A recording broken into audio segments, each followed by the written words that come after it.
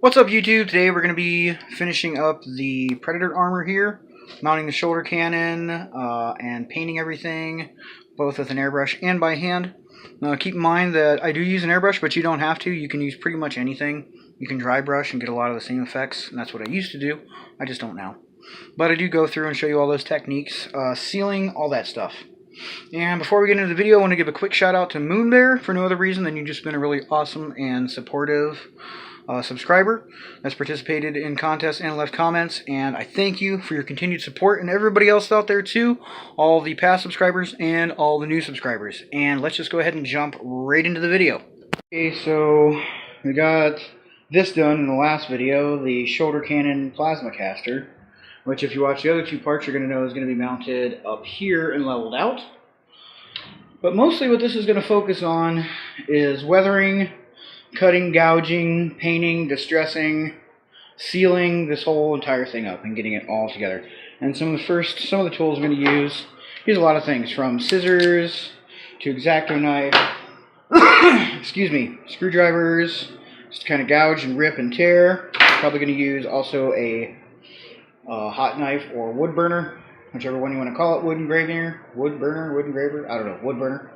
And a soldering iron probably as well. I will jab into this a few times, get some nice holes. The X-Acto knife will be for cuts, which I will then use my heat gun to heat and expand so it looks like slashes or gashes or claw marks or sword marks or whatever. Might even come up with some blaster damage. Certain areas I'm not going to weather very much is like right in here, because I just like the way the cuts came out and the way this expanded, so I'm pretty much going to leave that alone. And of course all of this that I'm doing this video is just an example.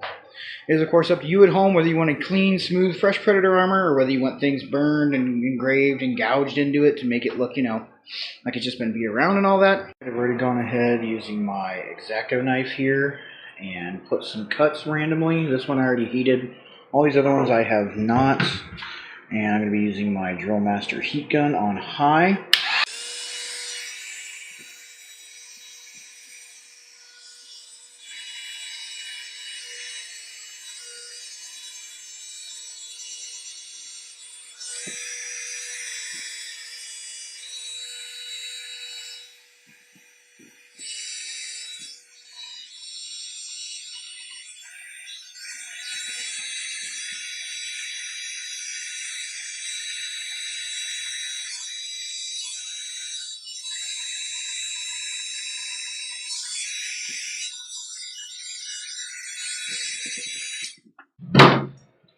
Okay, you can see that the heat gun caused these cuts to open up and expand, and I tried to keep them mostly concentrated to the outer plates, didn't really much put on the inner, since, you know, something that would be coming in, of course this is raised, it would hit that first, and just put one small scratch there.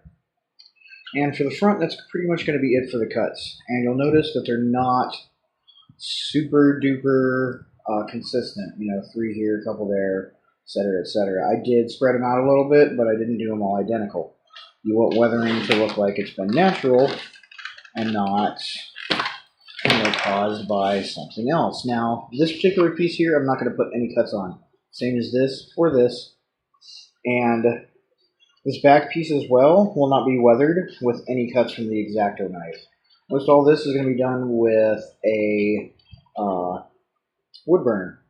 Alright, the next thing I've done is a little tricky and was hard for me to do, which is essentially burn Scorch holes, not holes, but burn marks into this that leave a pretty decent impression. I want them to look like, say, like shots from something, like some sort of plasma caster like what the Predators have, or, you know, battle damage essentially. I also put some here and here. I don't know how well that's going to show up, but, and one there, another one there. I didn't do it too much, a little bit there. I just want, once again, want this to look like, you know, it's been through some battles. This is a scarred, seasoned, blooded Predator warrior.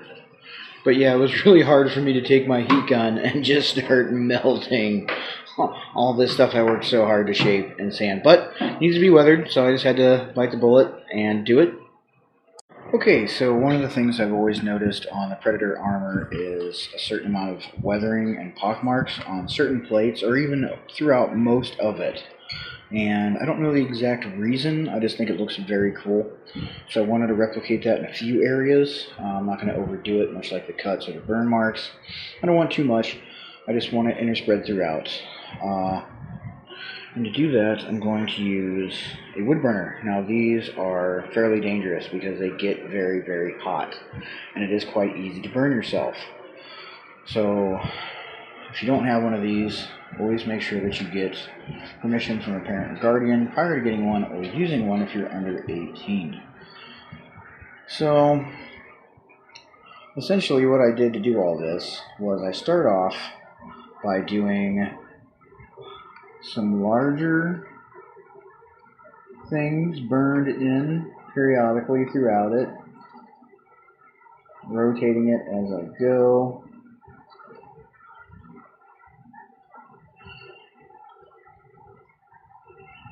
Go random here, there, and wherever. I want some larger ones for reference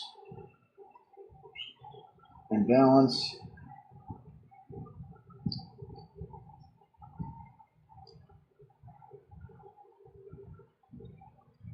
And then after that, I will go through and put some straight lines as well into it. Also fairly deep.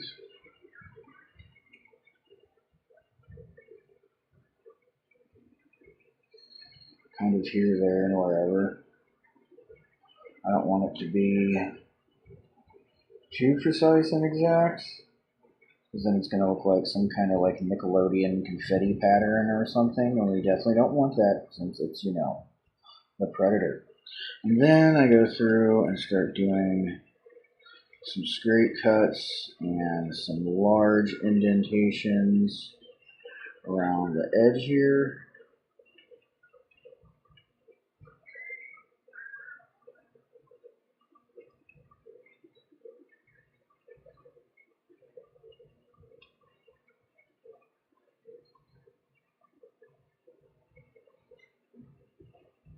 Like I said, I don't know the reason why some plates look all high-tech in space and other ones have this pitted pocked wear. The only thing could be that, or at least I like to think, is that, you know, for example, it's a piece of some family armor that had been passed down for years, and generation to generation they just keep incorporated in, or maybe just certain pieces of the armor they hand make. I don't know. Some are maybe newer than others. I have no idea. But I always thought the effect was rather cool with the way that they sculpted the original one. So even though I'm not sculpting this, and this is just craft foam, I still wanted to incorporate that whole entire concept and idea in. So what I'm doing now is just going around and doing tiny stippling in between everything, just to kind of help fill it in.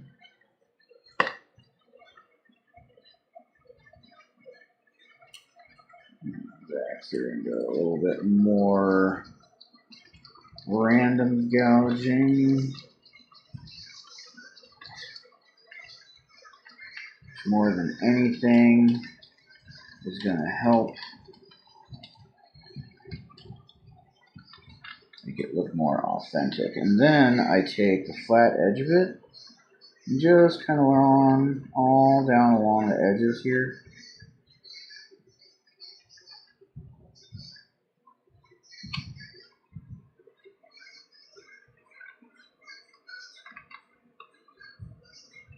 And I'll go through two and run over everything I just did a little bit as well. Help further texture and score the surface, and that's what I did on both of these to get that type of texture and breakup. Wow, that was a long clip.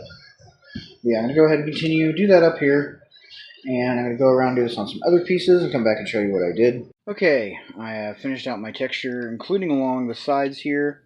I also put some on the edges of each one of the bands for the connecting side pieces. Didn't really do much on the back. I did put a little bit of stippling on the centerpiece, that's pretty much it. A little bit of stippling here. And that's pretty much all for that. Now the next couple things I'm going to do is use some Plastidip to start some texture, but before I do that, I'm going to use this Duplicolor Vinyl and Fabric Specialty Coating. I use it as a primer on plastics. This one is a flat charcoal gray.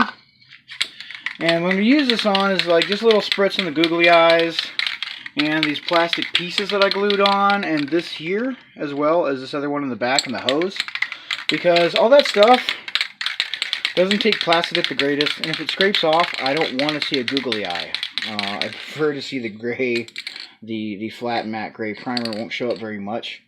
Especially with the metallics, I'm going to be painting this all and such, so works pretty much just like spray paint. If this was a Nerf blaster or something like that, I would of course sand it first, but it's not. This isn't going to affect the foam too much either, so I'm not really worried about it. The main thing is that, you know, I can get this all primered up. And this vinyl dye primer literally just soaks into the plastic itself. So it's not even so much a layer on top of the plastic, which is pretty much what happens with spray paint. You know, you just get a layer of spray paint on top of the plastic, and sometimes, you know, your fingernail or anything, not even really heavy wear or usage, will break that all up and beat that all up and put a lot of scratches in it. Whereas with this here isn't a literal plastic dye. It's meant to be absorbed into the surface of plastics. And if you'll notice in the last video, I had sanded this up and roughed it up, and that was just so at this point I would be able to put the vinyl dye primer on it. That's why I primered those things prior. That's why I sanded those things prior to gluing them on, was so that I could primer them later. And now, bam! That already looks better. Move the light here. Even though it's just been painted gray, it still looks much better than that weird, awkward blue color that it was. And next, we can start doing some Plastidip just as soon as that dries up. As far as the actual Plastidip goes, all I'm going to be doing is sealing everything off with one even coat to start. That way, whenever I go to paint it, the foam will not just absorb all the paint. Plastidip will seal off the foam. It is a little more costly than some other methods, but it sure is great to use for texturing, provided that the conditions are right. But first, all I want to do is give one nice solid even layer over the whole entire piece consistently. Right now the first layer of Plastidip is on and dried. I'm going to go ahead and use some more of this to just add on, not an even wet layer like I was doing, but just kind of a sporadic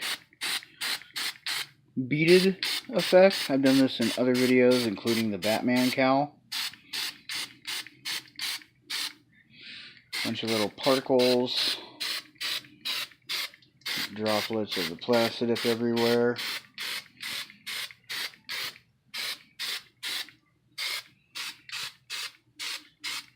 But just on some of the certain areas that I want it. Like this plate here, these plates here, and these three ab plates, I want to have a fair amount of texture. This one I want to remain sleek and smooth. And then on the back, this center piece here, which I gouged up a little bit, but didn't do too much, I'm going to go ahead and do the same thing. I'm going to repeat this process multiple times, allowing it to dry for an hour or so in between to build up a pebbly texture on those surfaces. Okay, so now that my Plastidip has had 24 hours to dry, some of these areas I wanted to have their own unique specific texture that's a little different than anything I could do with any sort of aerosol. And for that, what I'm using is some Mod Podge and a brush. And I'm just going to go ahead and dip it in the Mod Podge, get some on there, and just going to start blobbing it on thick like that, spreading it out but not too much.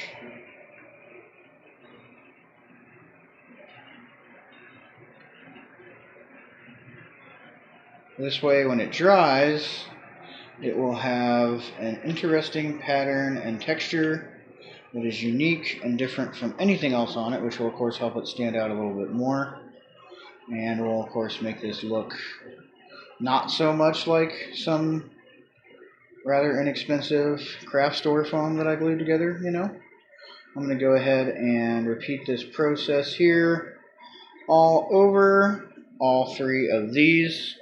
Alright, so while I'm waiting on the other side, I decided to take the Mod Podge and the brush again, and I put about 3 coats going back and forth so I can get some texture and lines going this way so that all these little plates don't look so flat and boring when the light hits them.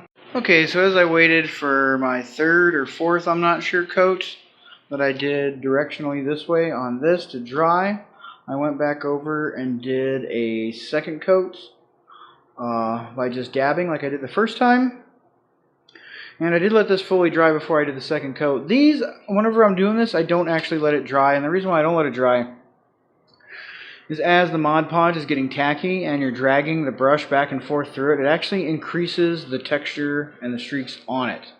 I figured that out whenever I was trying to get something smooth and too many brush strokes, and actually made it terrible and had to start over. But I did learn that that was a way that I could get kind of a, you know, interesting texture that shows up decently whenever the light hits it.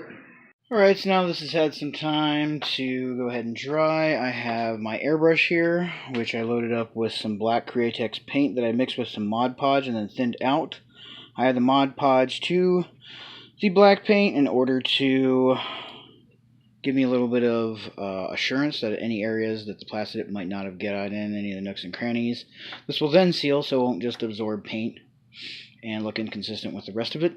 It's also because this Createx paint isn't very glossy, and I could spend more money and just go out and find a gloss airbrush paint, but instead I just use what I have and I mix the two together. And I'm just going to go ahead and use this as a primer.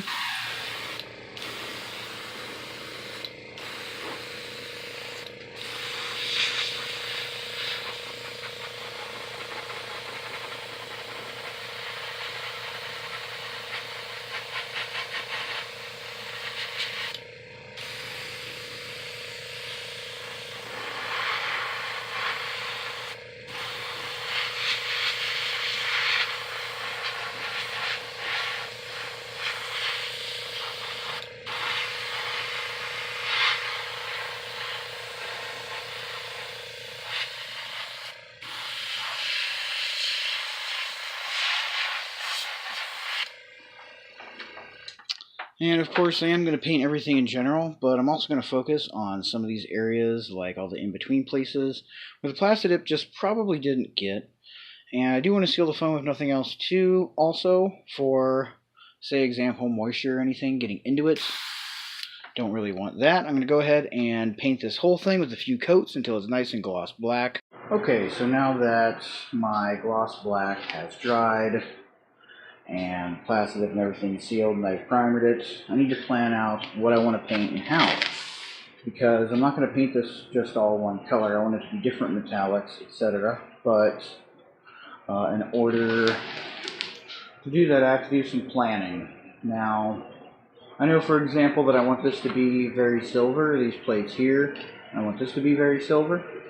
And I can do all that with an airbrush pretty easily. I would like the side to kind of have a bronzish gold colored, which I'll probably overspray with silver. And there's also going to be a lot of hand painting and hand painting details on this as well, so don't think I'm just doing it all with an airbrush. And don't think that you have to have an airbrush to paint something like this. You don't.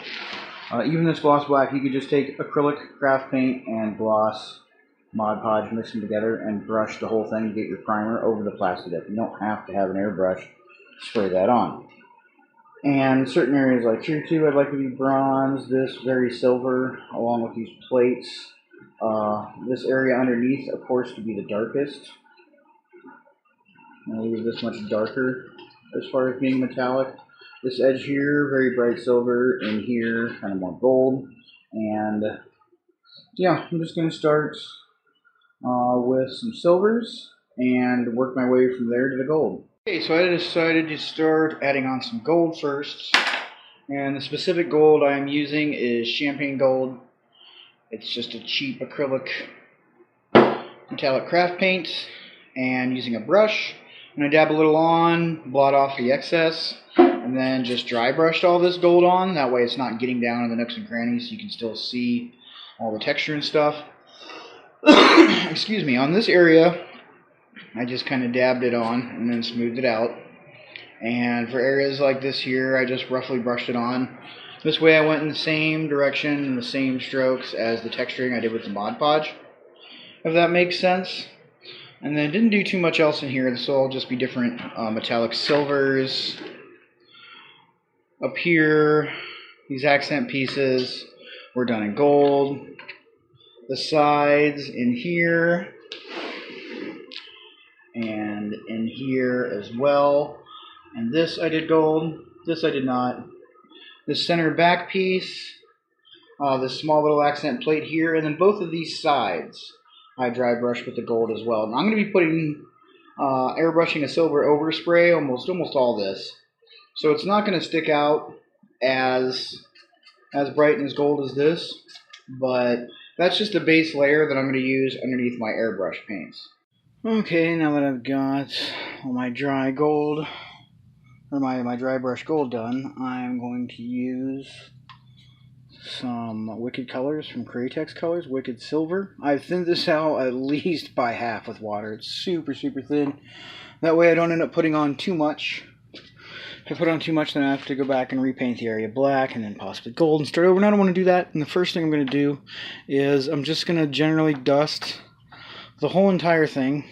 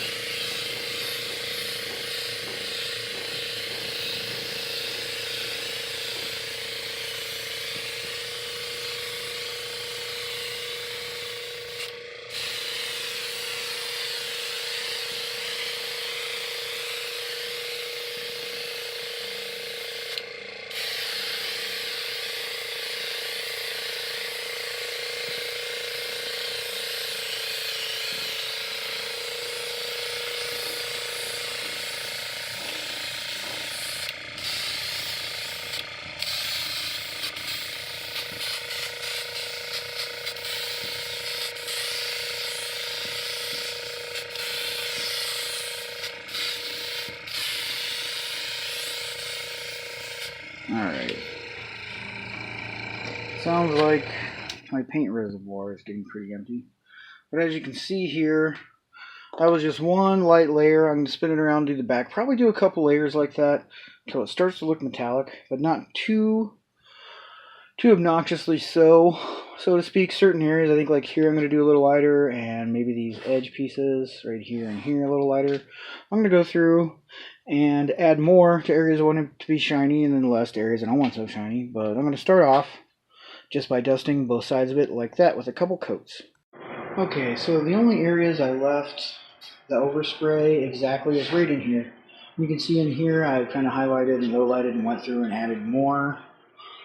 This edge over here in particular I put a fair amount on to make that nice and shiny, and just dusted over the gold a little bit. It's all the same color silver, but putting a little more, a little less in certain areas just kind of makes everything pop.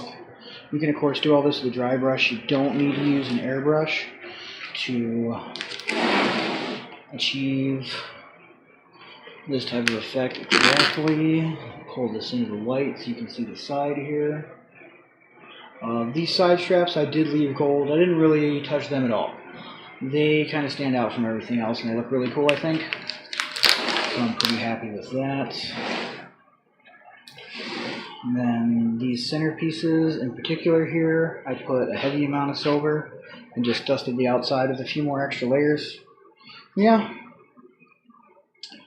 Now I'm going to go through and I'm going to take my airbrush and some black, and in some of this areas like this scorch mark here that I burned into it, I'm going to just kind of tone that down, hit it with some black, and same thing on these pock marks in here and the one there, and all the ones that I burned in a while ago. I'm going to go ahead and touch those with some black so they stand out. Okay, if you remember in the other one I masked this area, I pulled off the masking and I used a strip of 5mm EVA foam to raise this side up, because if I didn't, the cannon would have glued on crooked, and I want it to sit more level, like that.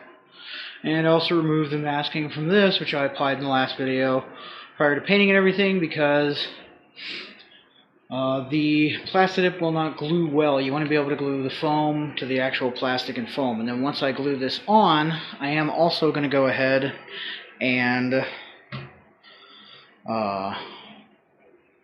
reinforce it with epoxy and probably some epoxy putty as well. And in here is where I hit it with a little bit of black. Also toned down some areas of the black a little bit and shot in the blaster burst, just like I was saying with the airbrush. And I'm going to go ahead and glue on the shoulder cannon, and I'm going to do that using some regular old super glue as the base glue, just to hold it in place till I can apply the epoxy. Okay, so to mount the shoulder cannon here, I did use super glue initially, like I had said, but over top of that, I've put this layer of epoxy. If you haven't used epoxy, it basically turns into plastic, more or less, just like resin does whenever it mixes and hardens. Now, I did this off camera because it was kind of awkward. I had to lay the entire vest on its side. This epoxy is a liquid. It comes in 2 parts. If you've, used epoxy before, feel free to skip ahead. But what I do is I take a piece of scrap cardboard and I pour it out some of the red and some of the white in equal amounts, as close as I can get for eyeballing it. Then I just take this little popsicle stick here, or whatever you may have to stir it with. Just understand that whatever you use to stir it with is going to go in the trash once you're done. I'm just going to mix this for about 20 seconds or so until both sides are evenly combined. And then once it is, I just take a little bit of it and just kind of dab it in place where I want it. And with it being sideways like this, it pretty much just self-leveled. And I have enough here on the side, but I'm going to flip it up over the other direction, and I'm going to run some down inside and along the back here. And then once that's done, I'm going to flip it over and put some along the front as well.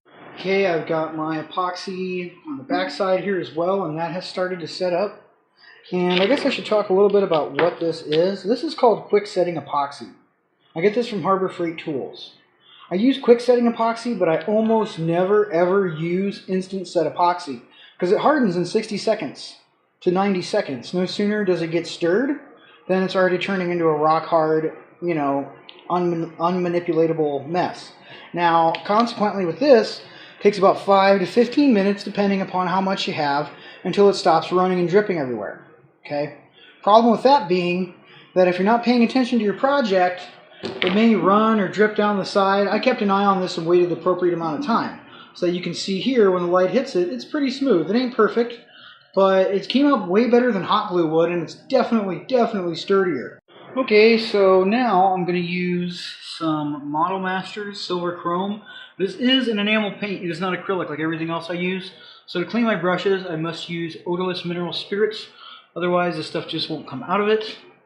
And this is what I'm going to do some dry brushing and detail and hand painting with. Give you a couple quick examples.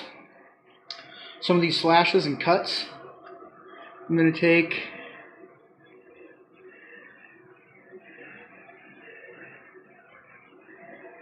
use this silver chrome just to highlight them a little bit like that, so it pops out and sticks out a little bit more. Some of these deeper ones as well.